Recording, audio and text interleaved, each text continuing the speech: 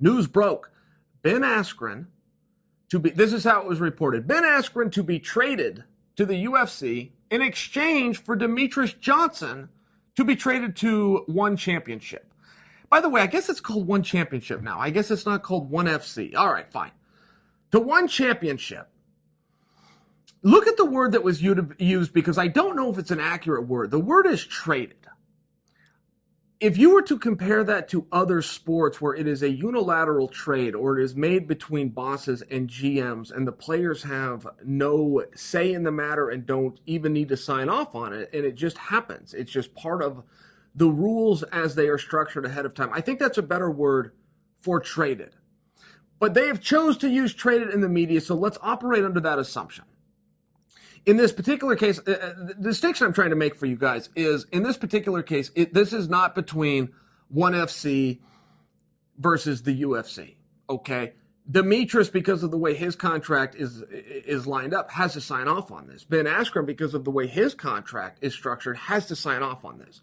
What is being reported is that this trade is going to take place and that all parties, One Championship, the UFC, Dana White, Chachery, Demetrious Johnson, Ben Askren, their selective teams and managements are all on board for it. So, why we aren't just reporting that this is absolutely going to happen, I don't know. If everybody wants to do it and it's everybody's idea and they've already come to the table with it, then this is going to happen. But guys, the reason it's an interesting word of traded is this is potentially groundbreaking news in MMA. Not because Demetrious is going and not because Ben is coming. This is one small step away from a co-promote, okay? And I realize that we're talking about two different things here, but if you start talking about trading athletes, that's the word that's been used, so I'm just going to operate on that. If you start talking about sharing talent, you are one small step away from doing a co-promote, which in the history of combat, and I'm talking about boxing, is the way that it's always been done. To get judo players together is very easy to do. You just have a tournament. To get wrestlers together is very easy to do. To get jiu-jitsu players together, to get taekwondo players together, to get all these different forms of combat athletes to compete against one another is very easy to do. In MMA, it's something that we have never been able to see. With one slight exception, if you guys will remember, and I believe this was right around the year 2004, that's off the top of my head, but I'm close. Dana White not only sent Chuck Liddell to Pride, Dana went with him. Dana actually commentated Chuck's fight when he took on Rampage Jackson. In exchange, Dana White was supposed to get Wanderlei Silva. I believe he was going to put Wanderlei with Chuck, or he was going to put Wanderlei with Randy. Point being is Pride essentially double-crossed him. They never gave up Wanderlei. So Dana took one look at this and goes, oh, I see how this is going to go. You guys use my guy. Then you don't give me the guy in return. We had a handshake deal. I'm not going to do this again. You can see where he would get scorned there. But that was a little bit of the history of it. Now, the UFC has been very against co-promotes. We haven't seen co-promotes in mixed martial arts. I don't suggest for you that we're about to see a co-promote in mixed martial arts. But I will tell you that doing this kind of a deal with Demetrious and Ben, One FC to the UFC, is one step away and perhaps has opened the floodgates. And even if you never see a co-promote, you really don't have to do a co-promote if you can just get promoters to trade athletes back and forth. So where this is going to go and where you could speculate in your ability to begin to fantasize. Is Coker going to work something out and give Michael Chandler up so that Michael Chandler goes in there and fights Khabib Nurmagomedov? I mean, you can just see where this starts to go. Is it going to take a little bit of time and some other star has to come out? Coker's in the middle of a heavyweight Grand Prix right now. Is he going to put the Grand Prix champion against the UFC champion? Are any of those things likely to happen? No, maybe not. But they are one hell of a lot more likely to happen today than they were yesterday. And I just think that the floodgates have opened. Now listen, this has all sorts of tentacles coming off of it, okay? If Demetrious Johnson is going to One FC, that means that you're giving us not only your best flyweight, you're giving up not only your best flyweight fighter, you're giving up the best flyweight fighter the world has ever seen. If you are going to do that, for me to hear that and draw the conclusion that that entire division is then going to be gone is very reasonable.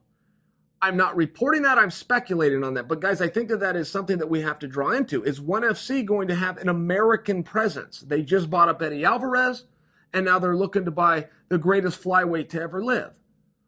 I think that's a very fair conclusion, that either they have a television deal that they've yet to announce, or they're very close to a television deal that they're yet to announce. Okay, great. Where's the sport go? Let's see. Not completely the point right now. I don't know that we need an answer for that. But the other side of it is, when you do look at the flyweights, and Demetrious Johnson takes so much criticism, which in many ways can be fair, but nobody ever wants to tell the other side of the coin. By example, Demetrious Johnson is the lowest selling champion in UFC history. Well, those are numbers, and you simply can't argue them. If you were to look at pay-per-view buys, or you were to look at live gates, or you were to look at television ratings, which we are disclosed, okay, fine, go ahead and make that. But on the other side of that coin, make sure you tell the other side of the story, which is Demetrious Johnson is the biggest draw in the history of the flyweight division. So for that division, if you're going to continue it, and you're in the numbers business, and you're giving your biggest star away, it would come back to my premise. They're going to do away with the entire division.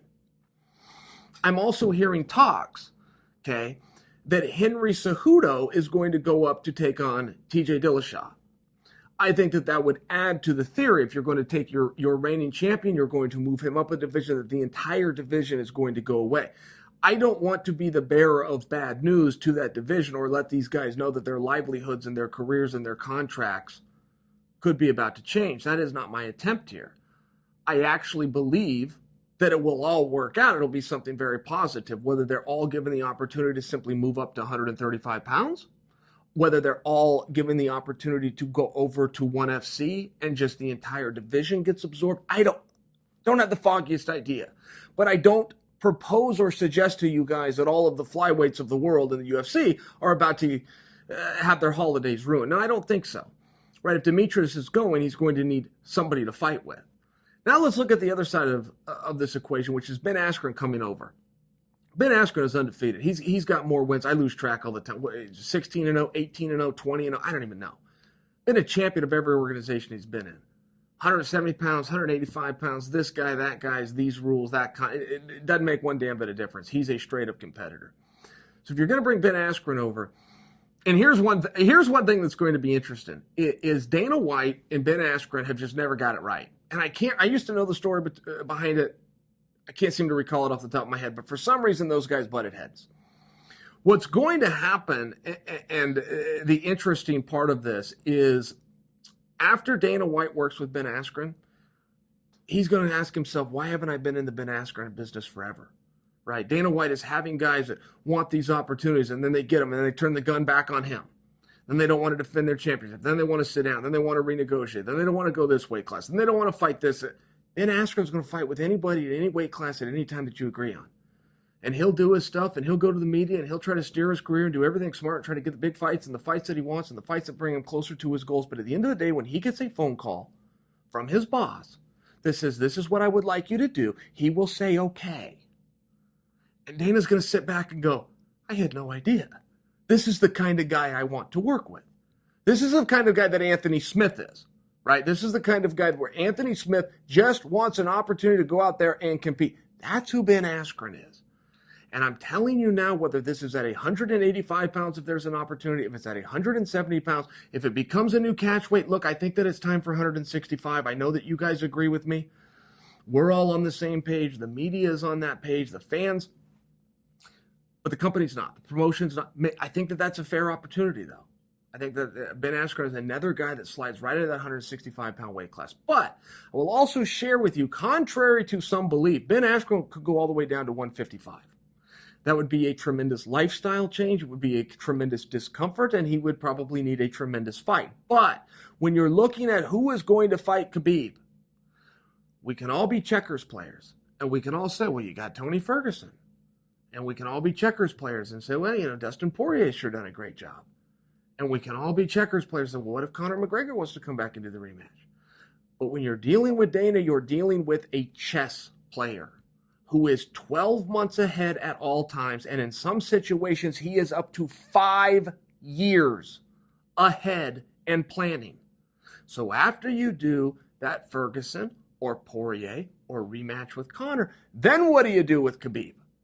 Well, you're a smart guy. You bring in somebody like Ben Askren, who's 18-0, has a championship in every division, matches up really well, and you put him in the mix.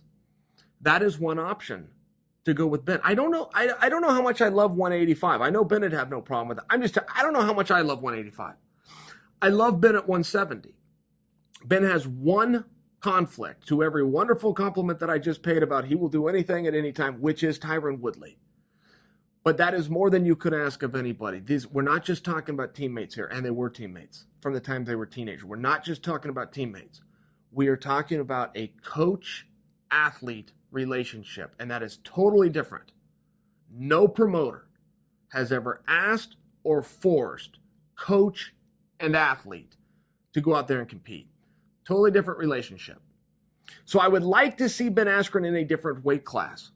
I would like to see him somewhere else. I think 65 makes a lot of sense. I think you make 170. People are going, well, that's too close to 170. Yeah, I understand that. You make 170, 175. I understand it. You know, 55, a 65, a 75, an 85, a 205. I get it.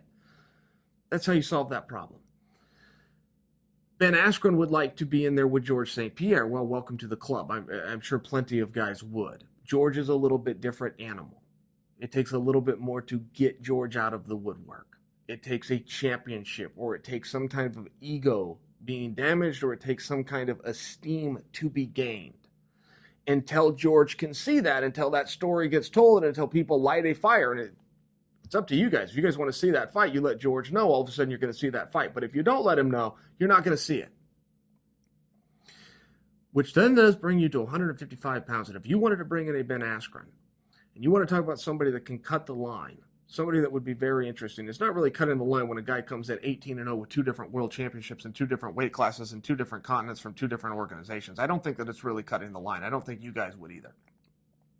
But if you want to bring in somebody like that, I will concede that I do not believe the matchmaking would go straight to that. I think you do have the Tony Ferguson. I think that makes a lot of sense. I certainly wouldn't turn my back on Poirier or anybody else in that division. But what do you do after that? What do you do for guys that want to stay active and want to stay busy? And it starts to get pretty interesting pretty fast, particularly when you're dealing with a guy like Khabib. Khabib beats to his own drum as well. He's a prize fighter that's least concerned about the prize and more interested in the fighting. Khabib's not going to have a problem with Ben Askren.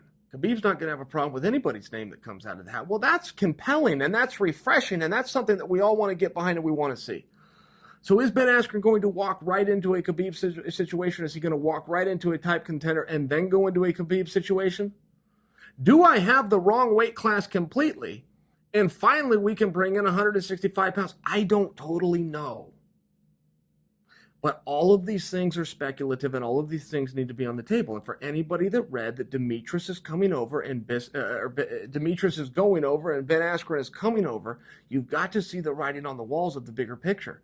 And I'm telling you, this news in this day, like a fine wine over time, could look better and better. And I don't think it's being reported correctly to the magnitude that this could be potentially, for the sport of MMA, for the way it's viewed, for the business side of MMA, this could be a game-changing moment.